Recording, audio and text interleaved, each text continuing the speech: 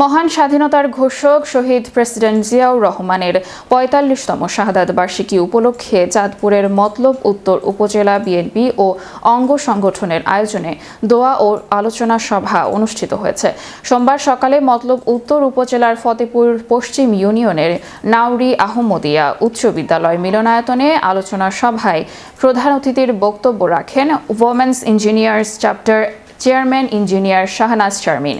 এ সময় তিনি বলেন, শহীদ রাষ্ট্রপতি জিয়াউর রহমান দেশের স্বাধীনতা ও সার্বভৌমত্ব রক্ষায় গুরুত্বপূর্ণ ভূমিকা পালন করেছেন। বহুদলীয় গণতন্ত্র পুনঃপ্রতিষ্ঠা, জাতীয়তাবাদী আদর্শ এবং উন্নয়নমুখী রাষ্ট্র গঠনে তার অবদান দেশের মানুষ আজও শ্রদ্ধার সঙ্গে স্মরণ করে। তিনি আরও বলেন, বর্তমান প্রজন্মের কাছে জিয়াউর রহমান আদর্শ ও দেশপ্রেম তুলে ধরতে হবে।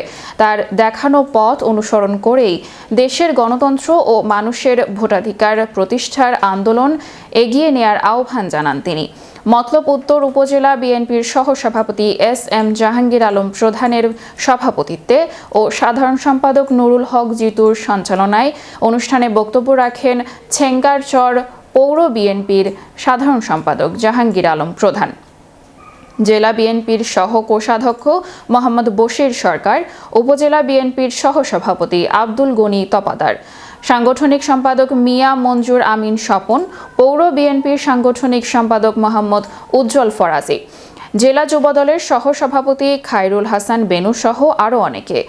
অনুষ্ঠান শেষে শহীদ রাষ্ট্রপতি জিয়াউর রহমানের আত্মার মাগফিরাত কামনায় বিশেষ দোয়া ও মোনাজাত অনুষ্ঠিত হয়।